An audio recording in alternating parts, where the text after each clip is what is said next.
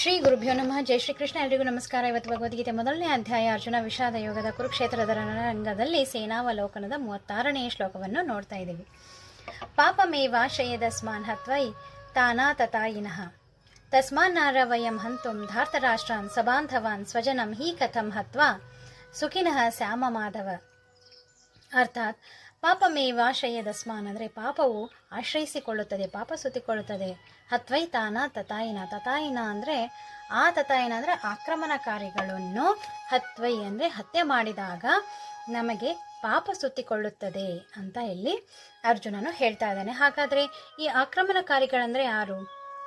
ಇದರಲ್ಲಿ 6 ವಿಧ. ಒಂದು, ವಿಷ ಹಾಕುವವರು, ಮನೆಗೆ ಬೆಂಕಿ ಹಚ್ಚುವವರು, ಮಾರಕಾಸ್ತ್ರಗಳಿಂದ ದಾಳಿ ಮಾಡುವಂತಹವರು, ಹಾಗೂ ಭೂಮಿಯನ್ನು ಕಬಳಿಸುವಂಥವರು, ವಶಪಡಿಸಿಕೊಳ್ಳುವಂತಹವರು, ಸಂಪತ್ತನ್ನು ಲೂಟಿ ಮಾಡುವಂಥವರು, ಹಾಗೂ ಇನ್ನೊಬ್ಬರ ಹೆಂಡತಿಯನ್ನು ಅಪಹರಿಸುವಂತಹವರು.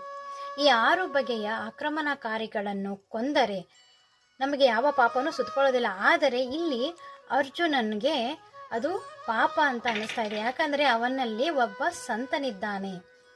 ಆ ಸಂತ ಸದೃಶವಾದಂತಹ ಭಾವನೆ ಅವನಲ್ಲಿ ಮೂಡಿದೆ. ಯಾಕಂದರೆ ಅವನ ಸುತ್ತಮುತ್ತಲು ಅವನ ಸ್ವಂತ ಜನರೇ, ಸಬಾಂಧವರೇ ನಿಂತ್ಕೊಂಡಿರಬೇಕಾದ್ರೆ ಅವನಿಗೆ ಆಕ್ರಮಣಕಾರಿಗಳನ್ನು ಕೊಲ್ಲುವುದು ಕೂಡ ಪಾಪ ಅಂತ ಅನಿಸ್ತಾ ಇದೆ ಇಲ್ಲಿ. ಹಾಗೂ ಮುಂದುವರೆದು ಹೇಳ್ತಾ ಇದ್ದಾನೆ, ತಸ್ಮಾನ್ನಾರ ವಯಂ ಹಂತುಂ, ಆದ್ದರಿಂದ ಈ ರೀತಿ ಹತ್ಯೆ ಮಾಡುವುದು ನನಗೆ ಅರ್ಹವಾದ ಕೆಲಸ ಅಲ್ಲ. ಯಾರನ್ನು? ಧಾರ್ತರಾಷ್ಟ್ರಾನ ಸಬಾಂಧವಾನ್ ಸ್ವಜನಂ, ಧೃತರಾಷ್ಟ್ರನ ಮಕ್ಕಳನ್ನು, ಸಬಾಂಧವನ್ ಅಂದರೆ ಸ್ವಂತ ಸಂಬಂಧಿಕರನ್ನು, ಸ್ವಜನಂ ಒಳ್ಳೆಯ ಜನರನ್ನು, ಸ್ವಂತ ಜನರನ್ನು ಕೊಲ್ಲುವುದು ನನಗೆ ಯಾವ ಸುಖವನ್ನು ತಂದುಕೊಡುತ್ತದೆ ಹೇಳು ಮಾಧವ. ಅಂದರೆ ಹೀ ಕಥಂ ಹತ್ವಾ ಸುಖಿನಃ ಶ್ಯಾಮ ಮಾಧವ, ಅಂದರೆ ಯಾವ ಸುಖ ನನಗೆ ಇವರನ್ನೆಲ್ಲ ಕೊಂದರೆ ಸಿಗುತ್ತೆ ಹೇಳು ಮಾಧವ ಅಂತ ತನ್ನ ವೇದನೆಯನ್ನು ಮತ್ತೆ ಮತ್ತೆ ಮಾಧವನಿಗೆ ಹೇಳ್ತಾ ಇದ್ದಾನೆ ಅರ್ಜುನ.